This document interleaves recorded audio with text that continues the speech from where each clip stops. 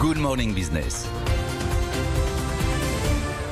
Mais oui, vous riez, messieurs, madame, mais on s'interroge. Il suffit de mettre du vert. Ça veut dire quoi une obligation verte? Et il suffit de mettre vert pour que ça s'arrache comme des petits pains. Alors écoutez, d'abord il y a un cas EDF. Et là, on parle d'Océane Verte, des obligations convertibles en actions. C'est un marché tout naissant. Il y a eu 7 opérations par le passé. EDF vous explique qu'en 2030, ils veulent doubler leur production d'énergie renouvelable et que les crédits levés, les 2,3 milliards d'euros levés, vont servir à financer ce virage vers de l'énergie renouvelable. Il y a quand même un cas EDF. Dans l'histoire, vous avez l'État qui en prend 40%. Déjà, 40% du total. Alors c'est vrai que c'est du moins 1,68 à horizon à échéance 2024. C'est pas cher payé, comme on dit. Et après, EDF, c'est quand même une entreprise pas vraiment comme les autres. Vous avez 83,6% du capital dans les mains de l'État. Quand vous prêtez à EDF, c'est presque comme si vous prêtiez à l'État français. EDF a pratiquement, comme la SNCF, la signature de l'État français, ce qui fait que c'est à peu près le placement zéro risque. Et on a bien remarqué aujourd'hui qu'il y a quand même une appétence pour les placements sans risque, et quitte à devoir y laisser quelques billes, si vous mettez 107 €, vous en avez 100 à l'arrivée. Mais il y a une appétence pour les placements labellisés. Oui, mais là, encore sur le cas EDF, obligation convertible en actions, ça veut dire que celui qui va prendre le produit avec un taux négatif, il mise sur le fait que son droit de conversion en 2024 va prendre de la valeur parce que l'action va prendre de la valeur. Mais après, au-delà de l'obligation convertible verte en action ou l'obligation verte convertible en action, j'ai quand même rencontré pas mal de gestionnaires de patrimoine, notamment des gestionnaires de grandes fortunes, ou des gens qui gèrent des sommes importantes, de personnes physiques réelles qui mettent du vrai argent sur des vrais produits en tout genre, que ce soit des actions ou carrément du private equity direct dans les entreprises. Et tous, et c'est des professionnels, tous ont construit maintenant des offres très sérieuses, très structurées, très suivies, dites investissement. Et vous parlez avec eux et ils vous disent, parce qu'on se souvient effectivement du greenwashing des années 90-2000, ils vous disent non, là maintenant les gens mettent leur argent dans de l'investissement, alors pas que du vert, mais du social responsable, éco-responsable, bio, tout ce que vous voulez, tout ce qui est RSE, ESG. Ils mettent de l'argent dans de l'investissement responsable et ils veulent absolument donner du sens à leur placement. Et nous, notre obligation en tant que gestionnaire de patrimoine, c'est désormais d'aller cibler justement des endroits pour investir cet argent auprès d'acteurs qui ont eu de vraies actions responsables. Et je comprends, mais je me fais l'avocat du diable. Vérifiables. Est-ce que pour autant, il faut accepter d'être moins rémunéré?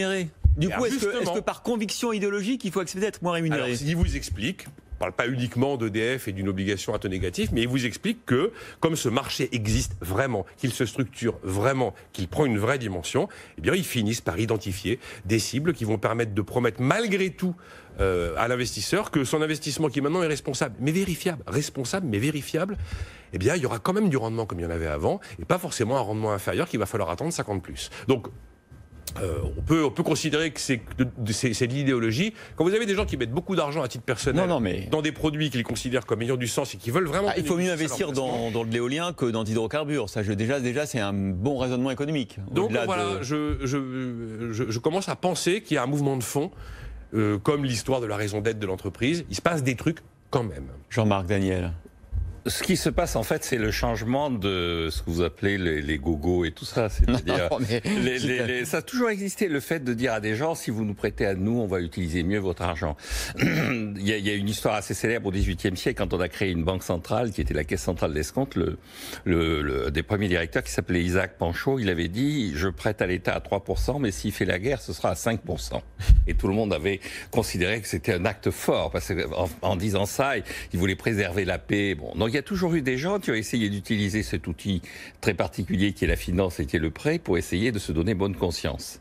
Alors après, effectivement, ça se traduit normalement par des taux d'intérêt plus bas dans ce qu'on appelle l'investissement socialement responsable. Surtout qu'il y a plus de demandes que d'offres. Voilà, et donc on peut mesurer comme ça une sorte de prix de la bonne conscience.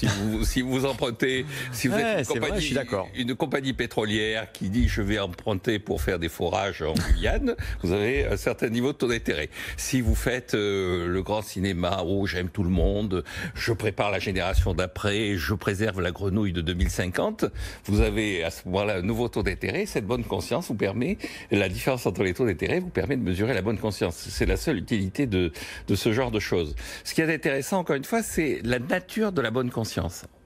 Au XVIIIe siècle, la bonne conscience, c'était la paix. vous prenez le XXe siècle, les bons de guerre, au contraire, c'était de dire, si vous acceptez des taux d'intérêt plus bas, vous êtes un patriote.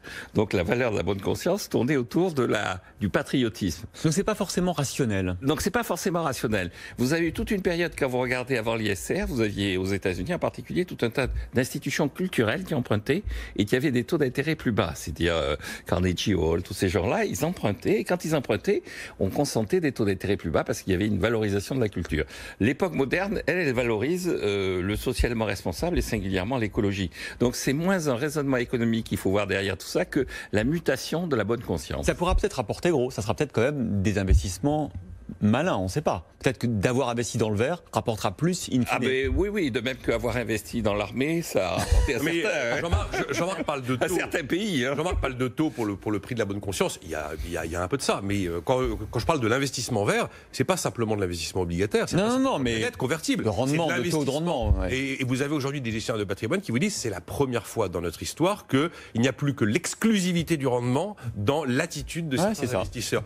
Ça compte, mais ça n'est plus une forme d'exclusivité. Oui, ça prouve que les gens qui disent ça ne connaissent pas l'histoire, parce que c'est très longtemps qu'effectivement, il n'y a pas que le rendement qui est à l'origine de la formation du taux. Non, débat passionnant. Il n'y a pas forcément du taux. Voilà, et on part d'un truc un peu technique, les obligations, les obligations, comme vous dites. Convertibles en actions. Ouais, non, ça oui, mais le nom, Océane. Les Océanes d'EDF, et on arrive à un débat passionnant sur les critères pris en compte par les investisseurs, l'aléa moral et philosophique. Et la dans les valeur de la bonne investissements. conscience. C'est bien tout ça. Le rendement, il n'a pas d'idéologie. Le débat, Jean-Marc Daniel, Nicolas Dose.